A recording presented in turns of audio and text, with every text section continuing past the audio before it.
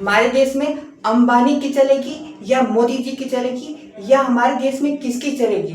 तो आज हम समझेंगे कि हमारे देश में किसकी चलती, किसका रूल चलता है। हम समझेंगे कि हमारी सुप्रीम कोर्ट इंडिपेंडेंट है कि नहीं है। हम समझेंगे कि हमारा कॉन्स्टिट्यूशन किस टाइप का है। हम समझेंगे कि हमारा जो एक सिस्टम है, जो एक फेडरल, हमारी जो पावर है वो कहाँ पे इंक्लाइन है, कैसी नहीं है, किसके पास कितनी पावर। हमारे पास जो स्टेट है, सेंटर है, तो सेंटर के पास जो पावर है, जो स्टेट के पास पावर है, वो कैसी पावर है उसके बारे में हम समझेंगे। कैसी पावर का मतलब कि जो पावर है वो दोनों की अलग अलग है या एक ही है। सेंट्रल गवर्नमेंट, स्टेट गवर्नमेंट, वो किस टाइप की पावर रखते हैं, दोनों में किस टाइप का डिफरेंसेस है, तो हम ये सब समझेंगे। तो आइए एक एक करके हम समझते हैं। बच्चों, आज हम समझेंगे salient feature of the Indian constitution. हमारा जो संविधान था, जो हमारे संविधान निर्माता थे, उन्होंने हमारे संविधान जब निर्माण कर रहे थे तो कई देशों में गए, कई देशों में घूमा, कई देशों में चाय पी। चाय जब पी रहे थे तो देख रहे थे दुनिया के संविधान को कि किस टाइप का बना हुआ है, दुनिया की डाइवर्सिटी को देख रहे थे, फिर अपने देश से कंपेयर कर रहे थे कि क्या यहाँ से क्या लिया जाए। दूसरे देश में गए तो फिर वो वहाँ पे भी देख रहे थे कि वहाँ से क्या लिया जाए ताकि हमारे देश को सूट करे। हमारे देश में इतनी डाइवर्सिटी है, अलग अलग रिलीजन है, अलग अलग संप्रदाय है, अलग अलग कास्ट है, तो इन सभी को एक साथ लेके चलना, इन सभी का वेलफेयर हो, इन सभी का कल्याण हो, तो इसके लिए हमें एक बेहतर कानून चाहिए था, एक बेहतर कॉन्स्टिट्यूशन चाहिए था। तो उसके लिए हमारे संविधान निर्माता ने अलग अलग कॉन्स्टिट्यूशन को, अलग अलग देशों के कॉन्स्टिट्यूशन को देखा, फिर समझा कि हमें अगर कोई भी किसी देश का अगर हमें कोई भी लॉ पसंद आ रहा है तो क्या हम एग्जैक्ट उसको कॉपी कर लें या उसमें हम कुछ मॉडिफाई करें। तो हमारे कॉन्स्टिट्यूशन निर्माता ने ये भी किया कि एक तो एग्जैक्टली ले लिया, दूसरा कि उसमें मॉडिफाई किया, अपने नीड के अनुसार मॉडिफाई किया। तो अब हम समझते हैं कि क्या क्या हमारे salient feature of the constitution में है। तो आइए अब हम समझते हैं कि सैलिएंट फीचर में हमारे इंडियन कॉन्स्टिट्यूशन में क्या है। ठीक है, तो आइए एक एक करके हम समझते हैं। अब salient feature of the Indian constitution, हमारे जब संविधान निर्माता कई देशों का, कई कॉन्स्टिट्यूशन का स्टडी कर रहे थे तो उन्होंने बहुत देशों का, कई देशों का स्टडी किया और उन देशों से कई सारी चीजें ली। तो इस वजह से हमारा जो कॉन्स्टिट्यूशन है वो बहुत ही लेंथी हो गया था। आज भी यह बहुत लेंथी, हमारा जो कॉन्स्टिट्यूशन है वो दुनिया का सबसे लेंथी कॉन्स्टिट्यूशन है।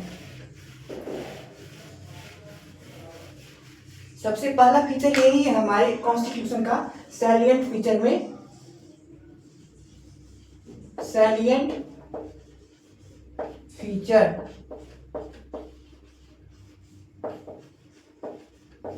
Of Indian constitution. Indian constitution बच्चों, जब हमारे संविधान निर्माता ने कई देशों की स्टडी की तो यह पाया कि हमारी जो हमारी ज़रूरतें हैं उस हिसाब से जो चीज़ें अगर मिल जा रही हैं तो हम उसको ले लेंगे, लेकिन अगर हमारी ज़रूरतों के हिसाब से नहीं मिल रहा है तो उसको हम इनोवेट करेंगे। हमारे कई लोग यह बोलते हैं कि हमारा जो संविधान है वो एग्जैक्टली जो दूसरे लोगों का संविधान उसका कॉपी है। कॉपी तो है, यह तो है, लेकिन हमारे संविधान में इनोवेशन भी है। हमने अपने अनुसार कई नई चीज़ों को भी जो है इनोवेट किया हुआ है। ठीक है, तो हमारे कॉन्स्टिट्यूशन में जो है वो सबसे पहला पॉइंट है, अगर कोई आपसे पूछे कि salient feature of the Indian constitution क्या होता है, उसमें कौन कौन से पॉइंट है, तो आप पॉइंट गिनवाइए कि salient feature of the Indian constitution, हमारे इंडियन कॉन्स्टिट्यूशन का सैलिएंट फीचर क्या है। तो हमारी कॉन्स्टिट्यूशन का सैलिएंट फीचर है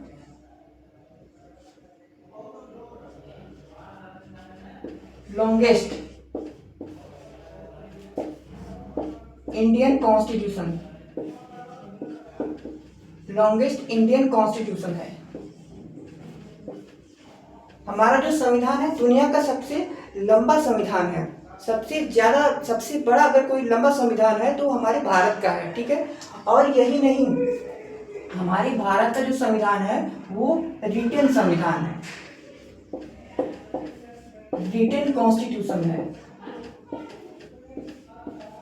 ये पहला पॉइंट है कि हमारे जो देश का संविधान है वो लॉन्गेस्ट भी है और रिटन भी है, सबसे लंबा और लिखित संविधान है।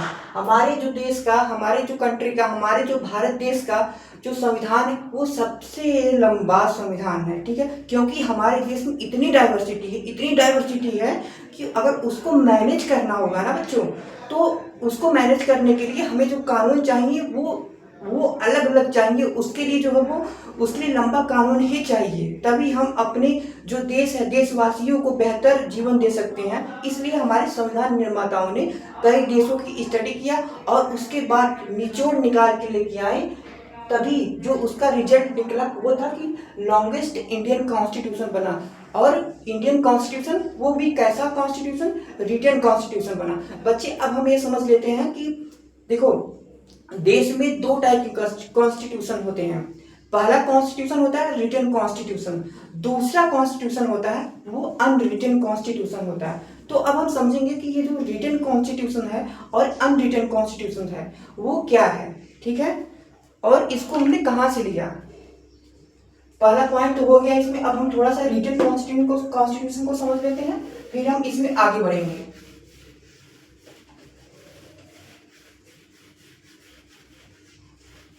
इसके लिए हम थोड़ी सी स्टोरी को समझेंगे। देखिए, ये है ब्रिटेन और ये है अमेरिका।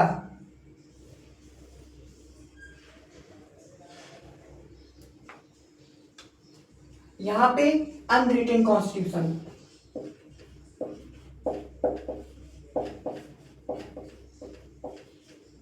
अनरिटन कॉन्स्टिट्यूशन है, ये यूके है, ये अमेरिका है, यूएस है, ठीक है।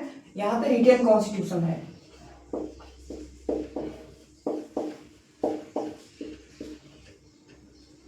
अब बताइए आप लोगों के लिए नियम कानून कौन बनाते हैं? आप लोगों के लिए नियम कानून जो बनाती है वो सरकार बनाती है। नियम सरकार बनाती है, हमारी पार्लियामेंट बनाती है, यही ना, हमारी पार्लियामेंट बनाती है। तो सरकार को छोड़ो, हमारी पार्लियामेंट बनाती है। हम पार्लियामेंट लिख देते हैं यहाँ पे, हमारी पार्लियामेंट बनाती है।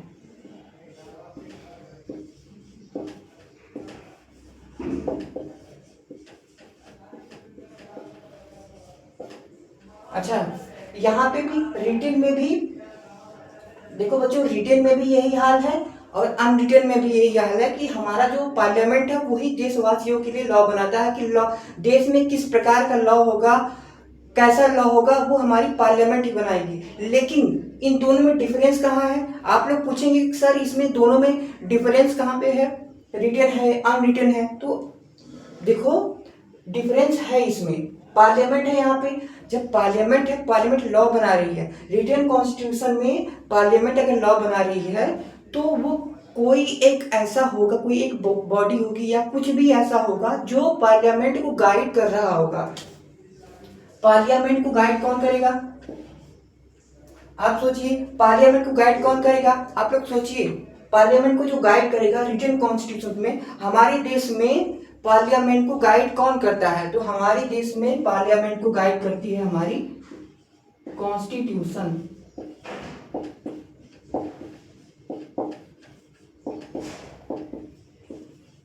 हमारे देश में हमारी पार्लियामेंट को जो गाइड करती है, जो डायरेक्शन दिखाती है कि देखो पार्लियामेंट तुम्हें इस रास्ते पे जाना है, इधर जाना है, उधर जाना है, इधर जाना है, उधर जाना है, तो किधर जाना है वो हमारी कॉन्स्टिट्यूशन जो है वो बताती है हमारी पार्लियामेंट को, ठीक है। जबकि अनरिटन कॉन्स्टिट्यूशन में ऐसा बिल्कुल नहीं है। अनरिटन कॉन्स्टिट्यूशन में कोई कॉन्स्टिट्यूशन नहीं होता है।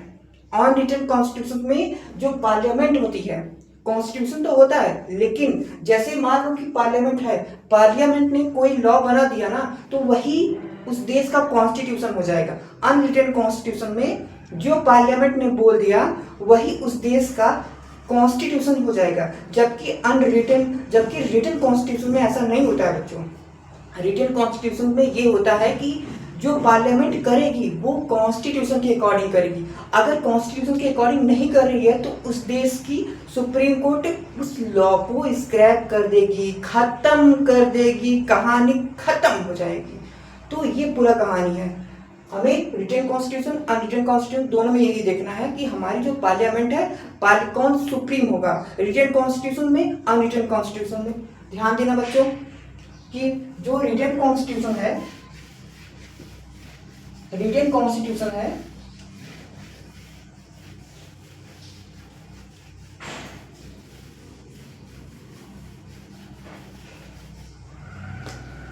ऐसे बना लो, रिटन और अनरिटन कॉन्स्टिट्यूशन। ठीक है, अब दोनों में डिफरेंस क्या है? दोनों में डिफरेंस ये है कि यहाँ पे किसकी चलती है, यहाँ पे कॉन्स्टिट्यूशन की चलेगी, कॉन्स्टिट्यूशन की।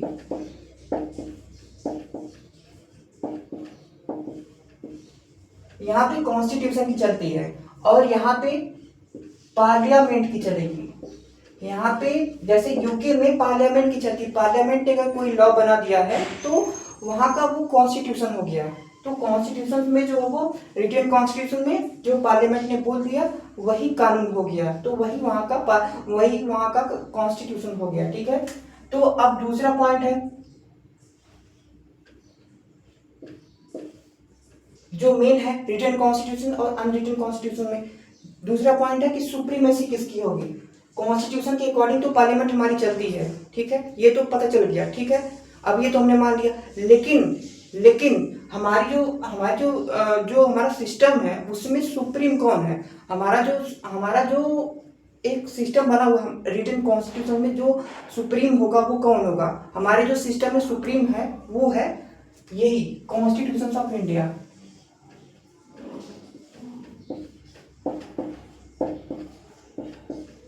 Constitution of India. दूसरा पॉइंट इसमें भी यही है, इसी को सेम नोट कर लीजिएगा।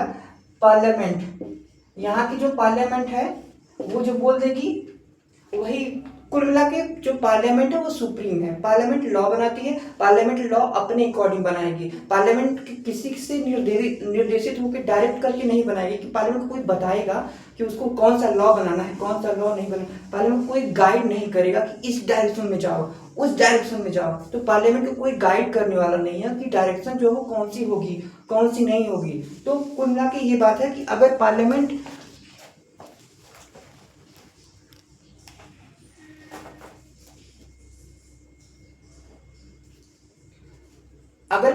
ने जो चाहा वो बना दिया तो वही कानून है वहां पे। ठीक है, और इसमें एक बात और भी है कि जो ये कॉन्स्टिट्यूशन है वो हमारा किसी एक ही दिन पे बना था ना, एक ही दिन पे बन के आ गया था। जब हमारे संविधान निर्माताओं ने संविधान को बनाने का प्रोसेस शुरू किया था तो किसी एक फिक्स डेट पे बना के लेके आ गए थे। तो क्या वो संविधान जो बना वो एक फिक्स डेट पे बना था, फिक्स डेट था। यहाँ पे तीसरा जो पॉइंट है, यहाँ पे फ्लेक्सिबिलिटी है। यहाँ पे कोई फिक्स नहीं है कि कब होगा कब नहीं होगा, कब इनका संविधान बनेगा।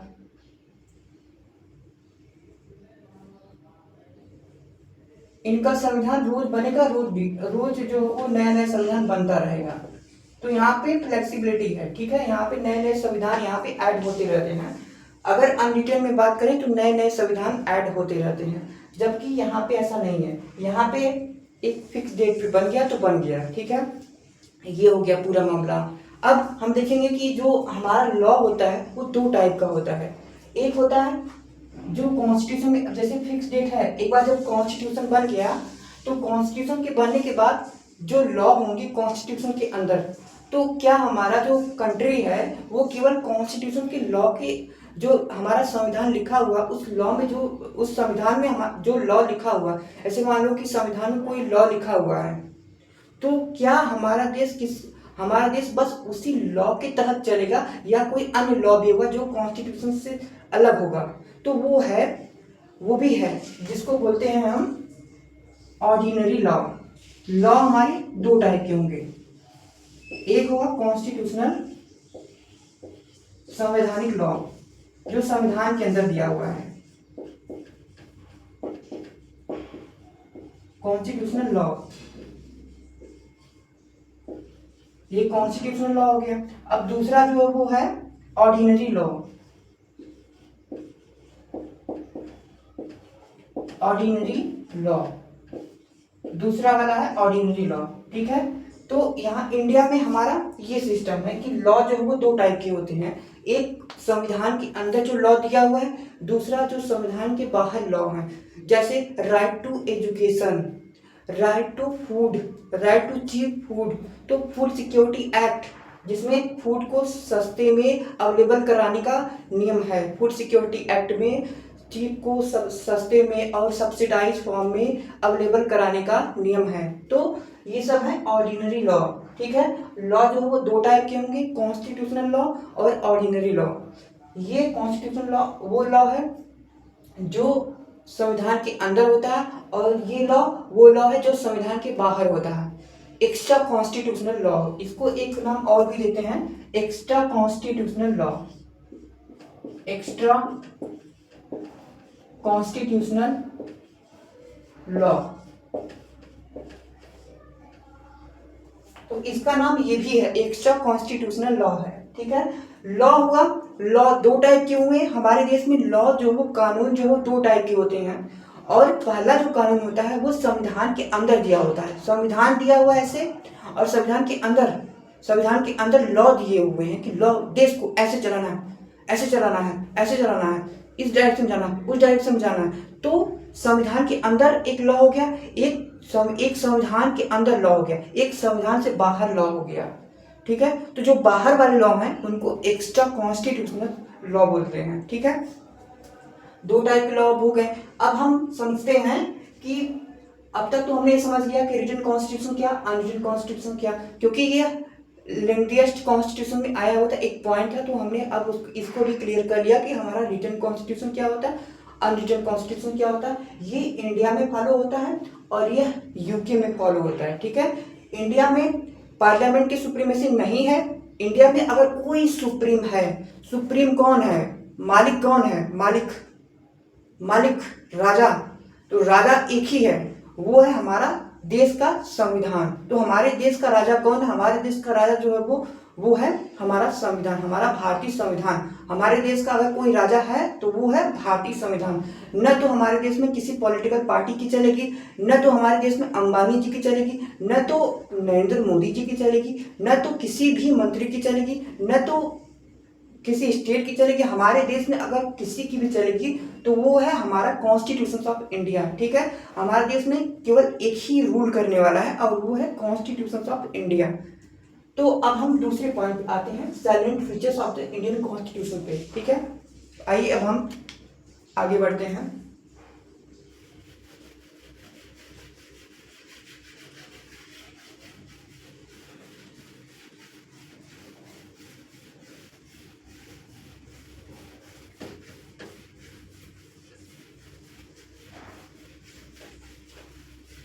दूसरा फीचर ये है, पहला फीचर ये था कि लेंथीएस्ट कॉन्स्टिट्यूशन था हमारा, और दूसरा फीचर है कि हमारा जो कॉन्स्टिट्यूशन है वो है रिटन कॉन्स्टिट्यूशन। ठीक है, हमारा कॉन्स्टिट्यूशन जो है वो है रिटन कॉन्स्टिट्यूशन। तो ध्यान से आप लोग देखिए और चार्ट बनाते जाइए। पहला जो था वो लेंथीएस्ट था, lengthiest written constitution, lengthiest written constitution, या तो इसको अभी रहने देते हैं, लेंथीएस्ट कॉन्स्टिट्यूशन ही लिख लेते हैं, lengthiest Indian constitution, Indian constitution. दूसरा पॉइंट है हमारा जो संविधान है वो रिटन कॉन्स्टिट्यूशन है। जैसा कि मैंने आपको बताया कि रिटन कॉन्स्टिट्यूशन क्या होता है, तो हमारा संविधान जो है वो एक रिटन कॉन्स्टिट्यूशन है, लिखित संविधान है हमारा कॉन्स्टिट्यूशन। ठीक है, अब रिटन कॉन्स्टिट्यूशन के बाद हम समझेंगे कि हमारा जो संविधान है वो फेडरल सिस्टम भी रखता है, हमारा संविधान यूनिटरी सिस्टम भी रखता है। तो अब हम एक एक करके ये सब सारी चीज़ों को हम समझते हैं कि हमारे सिस्टम में जो फेडरल सिस्टम है वो फेडरल सिस्टम का मतलब क्या होता है। हमारे जो सिस्टम है, हमारे सिस्टम में यूनिटरी सिस्टम है, तो इसका क्या मतलब होता है। आइए हम एक एक करके इन दोनों शब्दों को और आगे आने वाले शब्दों को भी समझेंगे कि इनका बेसिकली मतलब क्या होता है। ठीक है, तो आइए अब हम समझते हैं। तीसरा वाला जो शब्द है फेडरल, फेडरल सिस्टम।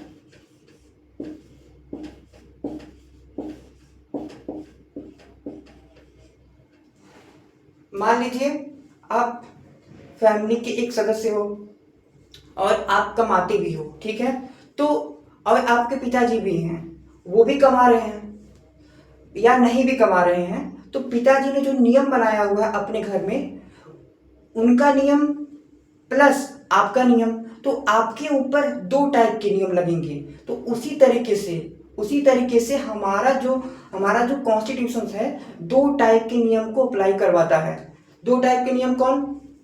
तो हमारा दो लोग हैं, दो एंटिटी हैं हमारे कॉन्स्टिट्यूशन में, हमारे संविधान में। एक है यूनियन, दूसरा है स्टेट।